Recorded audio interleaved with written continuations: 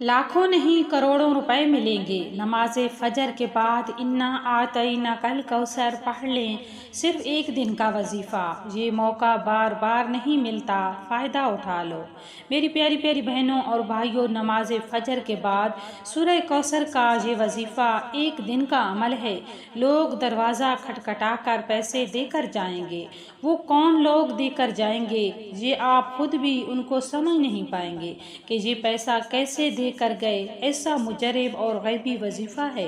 वो मुजरब वजीफ़ा मैं आपके साथ शेयर करूंगी, मगर उससे पहले उन बहन भाइयों के नाम अनाउंस करूंगी जिन्होंने दुआ के लिए कहा है, और उनके लिए हम दुआ भी करेंगे और आपने साथ में आमीन कहना है। शायद अल्लाह पाक को आपकी आमीन पसंद आ जाए और हमारे उन परेशान हाल बहन भाइयों की परेशानियां दूर हो जाएं। सबसे पहले दुआ में शामिल करवाने वाले भाई का नाम है करीम बख्श बिन अता मोहम्मद, समी खान और साइमा हैं। तो अब दुआ करेंगे, आपने भी आमीन कहना है।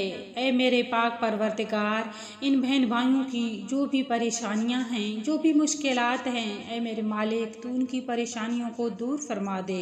जो कर्ज़ों में डूबे हुए हैं उनके कर्ज अदा कर दे, और इनकी जो भी मुरादें हैं, जो भी हाजात हैं, अपने फजल व करम से दूर फरमा दे। आमीन। जो लोग ख़ास तौर पर कर्ज़ों की वजह से परेशान हैं और फौरी तौर पर चाहते हैं कि पैसों का गैबी तरीके से बंदोबस्त हो जाए, घर में बड़े मसाइल हैं, महंगाई से परेशान हैं, मेरा यकीन माने आज दिल से ये मुजरब वजीफ़ा मैं अपने भाइयों और बहनों को उनकी परेशानियों से छुटकारा पाने के लिए उनकी खिदमत में पेश कर रही हूँ। रिज़्क़ और दौलत का ये मुजरब वजीफ़ा है। जिस तरतीब से बताऊँगी बिल्कुल उसी तरह से करना है। अपनी तरफ से थोड़ी सी भी कोई कमी बेशी नहीं करनी, वरना आपका जो वजीफ़ा है इसके जो असर हैं वो आपको नज़र नहीं आएंगे, उल्टा आप लोग अपना वक्त ज़ाया करेंगे। प्यारी प्यारी बहनों और भाइयों, जब आप फजर की नमाज अदा कर लें तो ये वजीफ़ा करें। अब ये ज़रूरी नहीं कि आपको फजर के बाद फ़ौरन ही ये वजीफ़ा करना है, ये ज़रूरी नहीं है।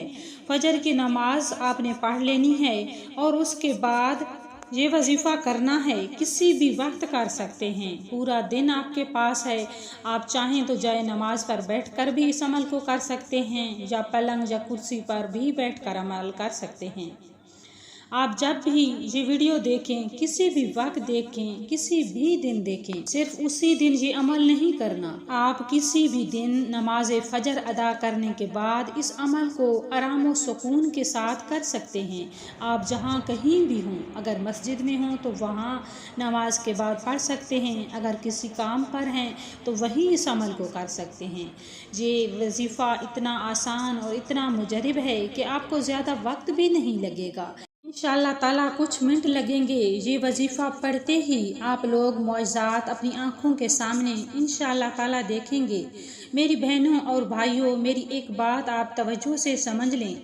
आप लोगों की जो शिकायत होती हैं कि हम वजीफ़ा भी पढ़ते हैं लेकिन वजीफ़ा असर क्यों नहीं करता, आज मैं आपको बहुत ही ख़ास बात बताने लगी हूँ कि आपका वजीफ़ा काम क्यों नहीं करता। वजीफ़ात को करने के लिए तवज्जो, ध्यान और यकीन की ज़रूरत होती है। अल्लाह ताला हमें हाथ उठाने की तौफीक तो दे देते हैं, लेकिन हमारा दिल, हमारा दिमाग कहीं और होता है। वजीफ़ा की तरफ हमारा ध्यान ही नहीं होता, हम वजीफ़ा पर तवज्जो ही नहीं दे रहे होते और हम अल्लाह की ज़ात पर यकीन भी नहीं करते।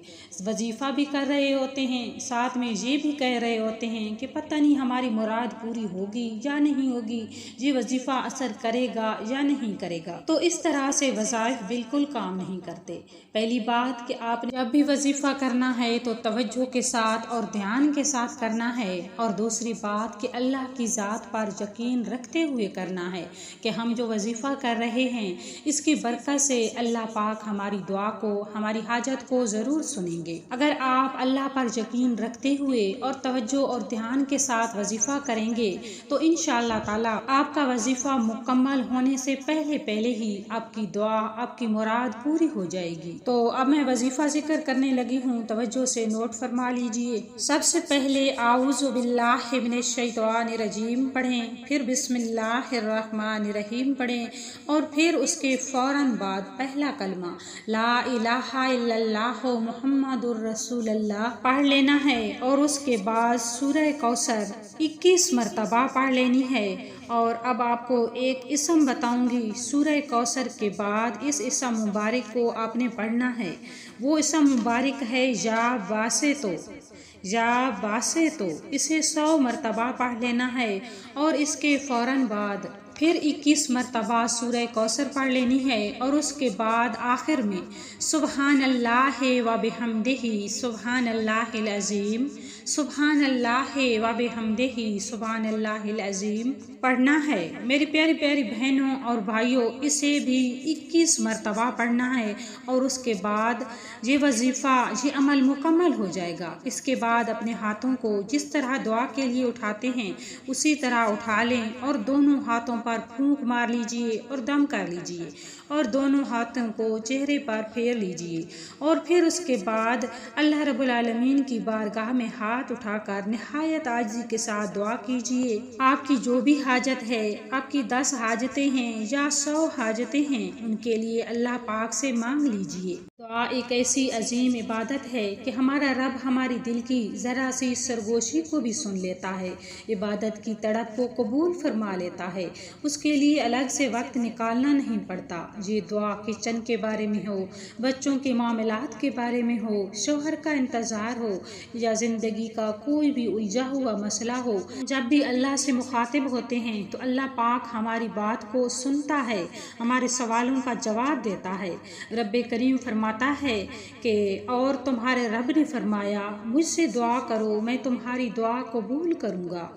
बेशक जो मेरी इबादत से तकब्बुर करते हैं अनकरीब जलील होकर जहन्नम में जाएंगे। अमूमन मांगने वाले लोग अच्छे नहीं लगते, मगर रब का तो अलग ही मामला है कि उसे मांगने वाले पसंद हैं। हत्ता के छोटी से छोटी ज़रूरत के लिए भी रब्बे करीम को पसंद है कि उसका बंदा उससे मांगे। अहादीस में तो जूते के तस्मे टूटने तक की उससे मांगने की तरगीब मौजूद है। अल्लाह हम सब का हामी व नासिर हो, आमीन सुम आमीन। मुअज़्ज़िज़ सामीन, कमेंट बॉक्स में अल्लाह ताला के 99 नामों में से एक नाम ज़रूर टाइप करें। अल्लाह पाक जज़ाए खैर अता फरमाए।